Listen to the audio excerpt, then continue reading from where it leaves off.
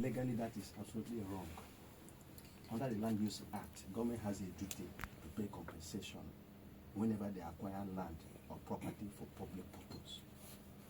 So, for instance, land or property that is situated in rural villages, like my own village, the express road goes across our community.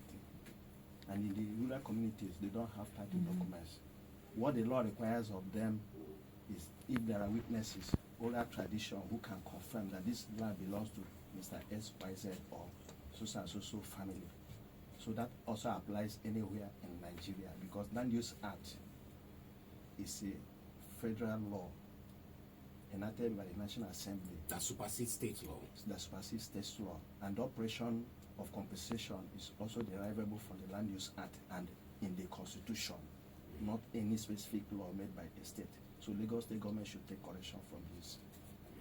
Because individuals who own properties in the rural village, just like an example I have given, they don't have title documents.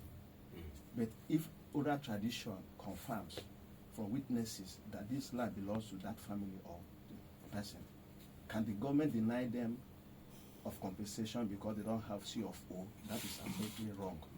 But those who have C of O, government will also ask them to come forward and tender it. Even if they don't have C of O, if they have any registered instrument to show ownership, for example, registered deed of conveyance or deed of assignment. In the East, they make use of power of attorney. If that power of attorney is registered or not registered, if they can support it with oral tradition confirmation, that is what the law is, and not the line they are towing. Thank you. Thank you so much, Barrister. I hope we have that on record. It's going to be on our podcast on YouTube, on I think a few snippets on TikTok, on Instagram as well. And of course, it's going to be on Top Radio's platform with a link to go to the YouTube platform. That's what you get here on Property 360. In case you're just tuning in, this is Top Radio 90.9 FM, and of course, this is Property 360, your number one real estate and urban life program.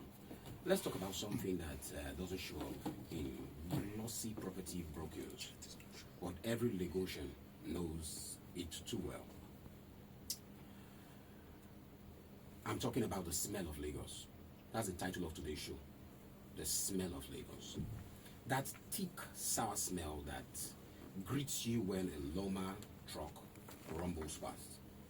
The kind of smell that clings to the air after rainfall when blocked gutters release everything they've been holding in.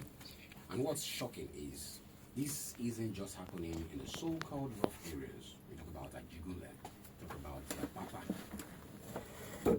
You catch the same stench in Lekki, in Ikoyi, even on some corners of Victoria Island. So the question is, why does our mega city smell this bad? Every day, Loma trucks move across the city collecting waste, but the coverage isn't consistent. Some neighborhoods say the truck doesn't show up for the week, or for some weeks. When bins overflow, people pour the waste into the drainage, and when the rain comes, it washes everything down the streets and into the lagoons. Barrister, this is a strong talking point. Lagos is a beautiful city, and like they say, it is the center of excellence. You cannot doubt that. Yes. Lagos is one step, some would say 10 steps ahead of every other state in the country, in terms of education, in terms of infrastructure, in terms of technology, anything. I mean, you look at the tech movement around the world, Lagos seems to be at the front footing ahead of every other person, every other state in the country. But there is the smell of Lagos. It's a terrible smell that will choke you. If you stay in a restaurant, that restaurant has to be properly covered. If not, you cannot eat in that restaurant. The streets of Lagos stink. You know, on this show, what we do is we appraise Lagos all the time. We try to portray Lagos in the best light. But I think today, let us tackle something that's in-house. We're children of Lagos. We're a child of Lagos. And let's tackle something that has been bothering us for a long time. But first off, what's your opinion? My brother, it's disheartening to hear about this. First of all, Lagos is first among all our equals. Yes, they are opportunity to be in the first position, not necessarily by effort. Because after the establishment of the first capital of Nigeria in Calabar, during the colonial era, Lagos became the second capital of Nigeria before Ibrahim Badamasi Babangida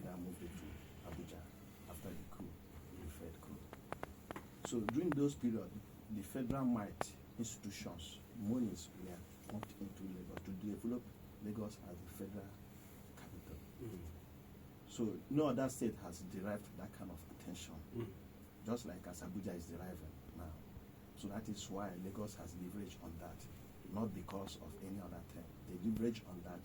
If any other state had been developed, the way federal government developed Lagos, the seaport, the airport, everything, head offices of even oil companies.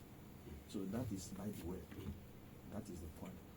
The stench, ozone in Lagos is appalling. We already said it. There are many ways they can tidy up things and make it look, appealing. The normal vehicles are nothing to write home about. As they are moving, the rubbish is dropping on the ground, on the roads, littered. Even some of the areas where people go and dump their waste on the express road, they don't come frequently to even pick it up. There are some places in Nigeria that they don't even come. I have asked the residents.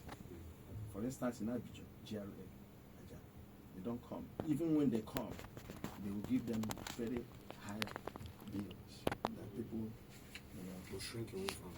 Yes, they will say they will not pay. You pay for services rendered. They know when service is rendered once in 2 months or 3 months, you come with a exorbitant bills for people to pay. It's really outrageous. This also applies in other locations in Lagos I cannot come and begin to mention. So the city is currently not what it should be because there are debts littering everywhere. Government should look into that and make sure that these normal vehicles or whatever PSP operators they call it should be up and doing, and even the cost too should also be looked at, because the cost I have seen, for instance, in Dokomu area or Agege and all that, very, very exorbitant, and which people can even challenge and say, give us the breakdown or the indices at which you arrive at this cost. So that is the point.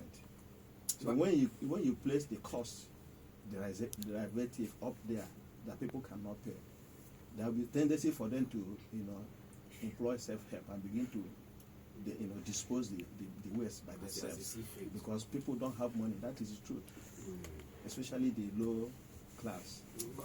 Barrister, last year we reached out to the Commissioner of Environment, Mr. Wahab Tukumbo. And he sent in he was supposed to come, but I think he was indisposed, and sent in the executives of the Loma. You were here in that show. Yes. And they promised that there were several steps that Lagos State is taking towards introducing new vehicles and turning waste into usable energy. I think we'll try and see if we can reach out to Mr. Wahab Tukumbo.